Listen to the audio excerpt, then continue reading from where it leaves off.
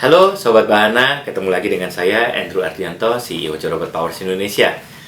Saya yakin kebanyakan dari Anda atau kita semua sudah pernah mendengarkan tentang sebuah kalimat, yaitu jangan bekerja keras, bekerjalah cerdas. Don't work hard, work smart. Ya, kalimat yang cukup familiar ya buat setiap kita. Tapi mari kita coba pikirkan, apakah benar work hard itu tidak diperlukan di dalam work smart? Jadi ada orang-orang yang kemudian, karena ada orang-orang yang kemudian memikirkan, karena dengan kalimat ini mereka memikirkan bahwa saya nggak perlu kerja keras, yang penting kerja cerdas aja. Dan mari kita coba kembali pikirkan, apakah benar bekerja cerdas itu tidak sama dengan bekerja keras? Justru waktu kita gali lebih dalam, sebenarnya bekerja keras adalah bagian dari bekerja keras. Karena seseorang tidak mungkin bisa bekerja cerdas kalau dia tidak bekerja keras. Ya, bayangkan ini, saya kasih ilustrasinya begini. Bayangkan Anda waktu pertama kali Anda belajar naik sepeda. Oke.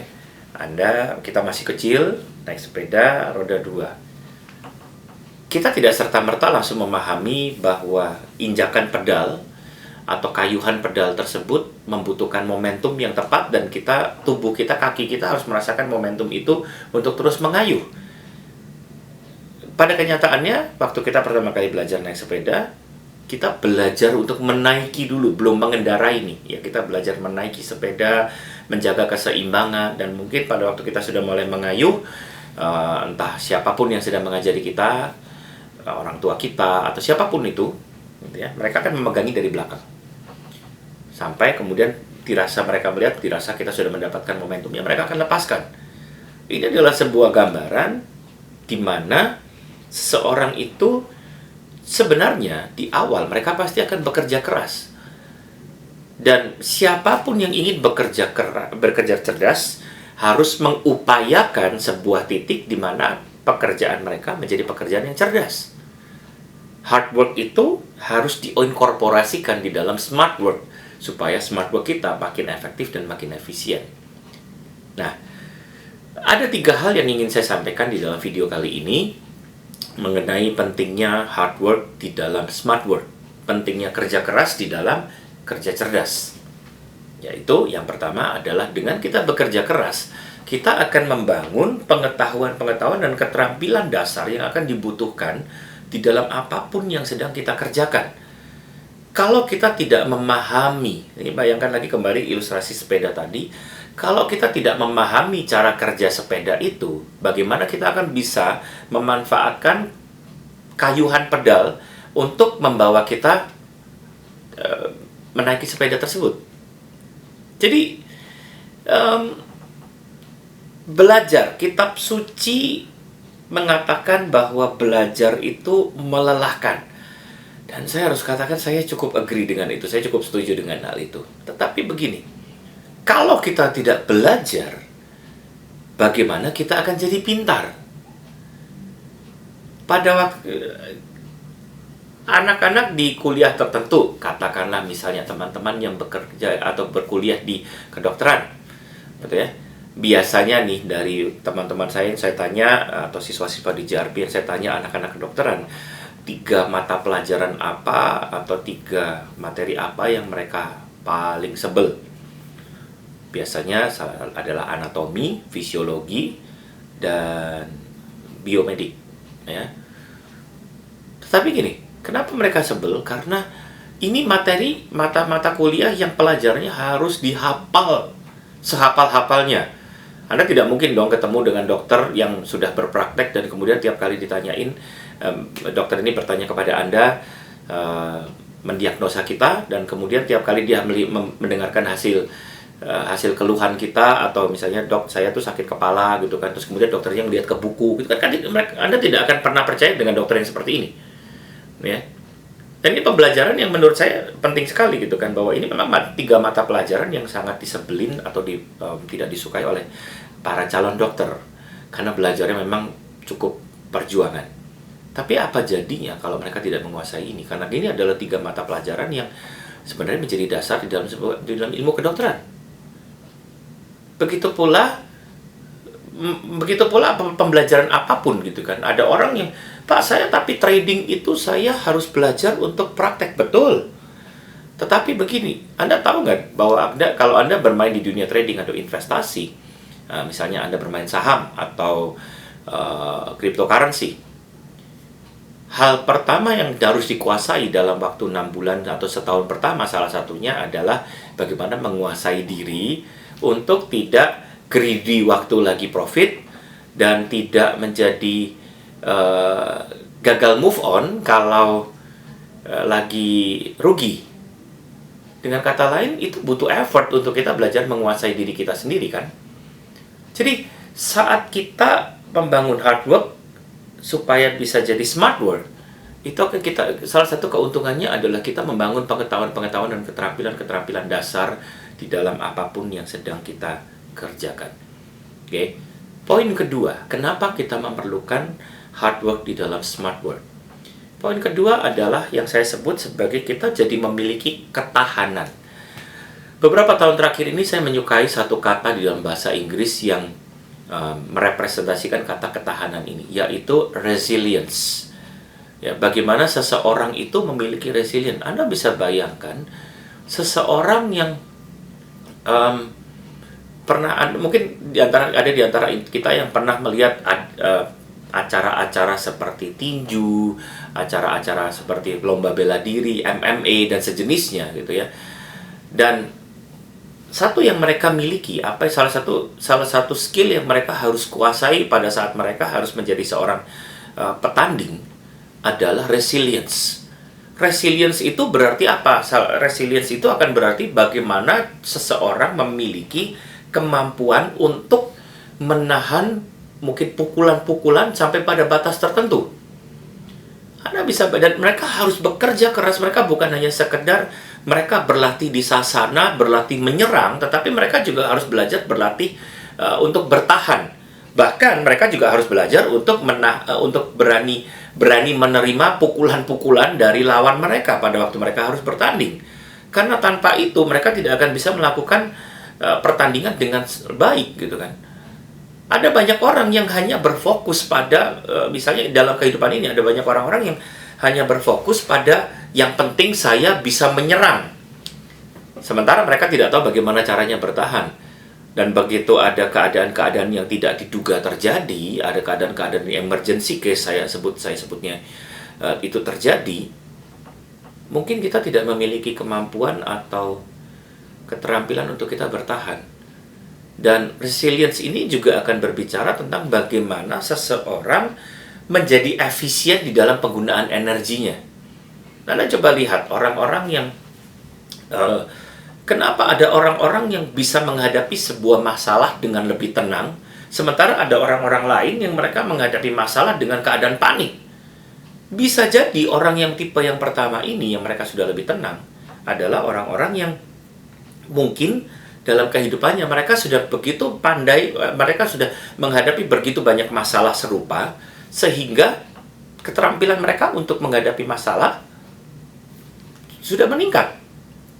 Dan akhirnya salah satu efek yang ditimbulkan adalah mereka jadi memahami untuk, oke, saya harus mengalokasikan energi saya pada hal-hal yang memang lebih penting. Dan ini menurut saya adalah salah satu bentuk penting dari resilience ini, ketahanan kita. Ya. Dan ini tidak akan diperoleh kecuali kita put big effort, kecuali kita benar-benar mengalokasikan upaya kita untuk kita melatih diri kita bertahan juga. Oke. Jadi yang pertama adalah bagaimana kita membangun pengetahuan dan keterampilan dasar, dan yang kedua adalah kita membangun resilience. Lalu yang ketiga, kenapa kita membutuhkan hard work di dalam smart work adalah untuk kita bisa membangun kredibilitas. Kayak tadi contoh saya tentang seorang dokter. Kalau ada dokter yang Anda lagi datang ke dokter, terus kemudian dokternya tanya, terus Anda ceritakan keluhan saya begini, lalu si dokter itu melihat buku, sebentar ya Bu ya, sebentar ya Pak ya. Dan Anda melihat dokternya sedang melihat contekan gitu. Kira-kira menurut Anda apakah ini dokter yang kredibel? Tentunya tidak kan. Saya juga, atau kalau misalnya nih, ini masih dokter yang mungkin dokter umum. Bayangkan seorang dokter di kamar bedah, lalu nanya sama susternya, "Sus, abis ini saya mesti ngapain ya?" Anda bisa bayangkan apa yang akan terjadi di dalam ruangan bedah tersebut, gitu, ruang operasi tersebut. Pasti akan jadi chaotic, panik, dan susternya juga mungkin akan melongo gitu kan. Hah? Dokter nggak tahu apa yang mesti dilakukan. Nah, kenapa? Karena hard work itu akan membangun kredibilitas kita dari waktu ke waktu. Kita tidak sedang berbicara bahwa ada orang yang berkata, makin tambah usia, kita tuh makin pintar. Tidak selalu seperti itu. Pertanyaannya adalah, walaupun kita bertambah usia tapi kita tidak belajar apapun, maka kita juga tidak akan semakin pintar, kita tidak akan semakin cerdas. Tetapi pada saat kita bertambah usia, harusnya kita bertambah juga kebijaksanaan kita, kemampuan kita untuk kita bisa menelaah sesuatu dan memandangnya dari berbagai perspektif. Dan saat kita mengambil keputusannya, kita bisa mengambil keputusan yang tepat berdasarkan pertimbangan yang matang. Dan inilah yang disebut kredibilitas itu, teman-teman. Tidak ada orang yang akan percaya, ini sebagai contoh nih ya, pada seorang anak muda single yang usianya mungkin 21 tahun, tapi dia mengadakan seminar tentang parenting. Anak muda single, umur 21 tahun, tapi bikin seminar tentang parenting. Karena yang orang cari waktu mereka cerita tentang parenting adalah orang-orang yang sudah mengalami, atau setidak-tidaknya dia melihat berbagai macam contoh yang menurut orang tersebut relevan. Beberapa waktu yang lalu saya ketemu dengan seseorang anak muda berusia sekitar, kalau tidak salah, 15 atau 16 tahun. Masih remaja. Dan waktu saya ngobrol dengan dia, saya tanya, "Apa sih mimpi kamu?"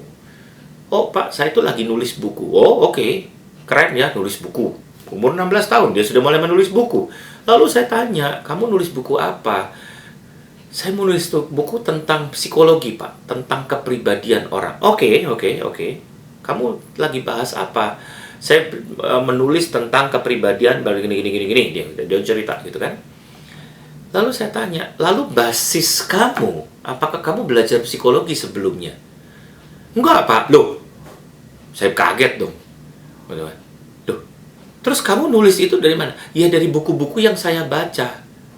"Oke. Jadi kamu punya pengalaman apa tentang memahami berbagai macam kepribadian?"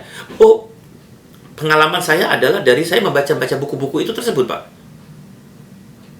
Oke. Jadi gini, don't get me wrong ya, jangan sampai kemudian Anda salah tangkap gitu ya, bahwa emang kalau anak umur 16 tahun nggak boleh nulis buku psikologi. Boleh, kalau memang dia sudah punya contoh-contoh yang real, case-case yang memang dia real, yang dia hadapi, dan dia dari situ dia juga menceritakan pengalaman dia di dalam buku yang dia tulis. Dan syukur-syukur kalau ternyata waktu dia menulis itu, ternyata ini bisa menjadi buku yang relevan buat anak-anak muda di usianya. Saya bersyukur banget kalau ada orang-orang seperti ini. Tetapi unfortunately, dia mungkin hanya menulis buku ini hanya berdasarkan ilmu-ilmu teoritis yang dia terima, tanpa ada implementasi di lapangan. Yang akhirnya, apa bedanya buku ini dengan textbook psikologi yang dipakai orang-orang di kuliah, yang justru malah sebenarnya jadi lebih komplit kan.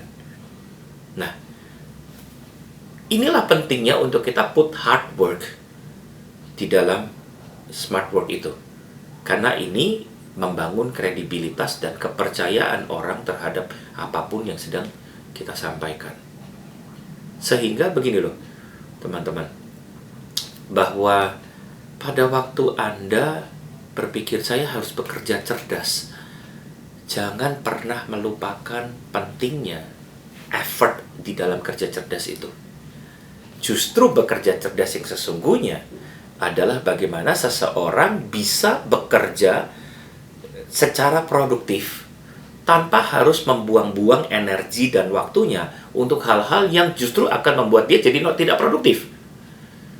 Ya, bekerja cerdas itu tidak sama dengan saya diberi waktu 8 jam untuk bekerja misalnya gitu ya. Anda punya waktu 8 jam untuk bekerja, dan kemudian oh saya bisa melakukan 10 hal dalam 8 jam ini. Dan kalau 10 hal ini saya bisa kerjakan dalam waktu 6 jam, kenapa saya harus kerja 8 jam ya? Dan akhirnya 2 jam Anda pakai buat Anda tidak fokus dengan pekerjaan Anda.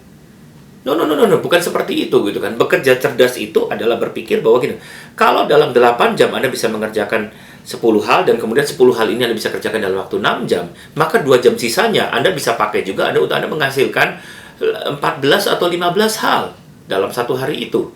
Dan akhirnya membuat Anda makin produktif. Itu yang disebut smart work. Bahwa Anda belajar untuk jadi mindful, Anda belajar untuk fokus dengan apapun yang Anda kerjakan. Dan itulah yang disebut smart work. Oke. Dan untuk Anda melakukan itu, Anda butuh hard work. So remember, 3 hal yang akan membantu Anda untuk memiliki keuntungan Anda untuk Anda melakukan hard work di dalam smart work adalah yang pertama adalah Anda memiliki pengetahuan-pengetahuan dan keterampilan dasar yang dibutuhkan untuk apa yang Anda harus kerjakan. Dan kedua, Anda memiliki ketahanan dan Anda tahu bagaimana mengalokasikan energi dan waktu Anda pada hal-hal yang memang produktif dan membantu Anda untuk jadi lebih matang. Dan yang ketiga, Anda membangun kredibilitas Anda, kepercayaan orang, sehingga mereka tahu bahwa yes, inilah orang yang bisa saya percaya. Dan saya percaya ini juga yang diharapkan Tuhan dalam hidup kita. Bahwa suatu hari nanti Tuhan akan bertemu dengan kita dan Dia akan mengatakan, baik sekali pekerjaanmu itu, hai hambaku yang baik dan setia. Dan itu buat saya adalah pujian yang tidak akan bisa digantikan oleh manusia manapun. So, mari kita belajar bukan hanya sekedar bekerja cerdas, tetapi bekerja keras dan bekerja cerdas. Sampai ketemu di video berikutnya. God bless you. Time to maintain yourself. In this space we will show you how to explore, how you talk, how you look, how you dress. You got to move forward, move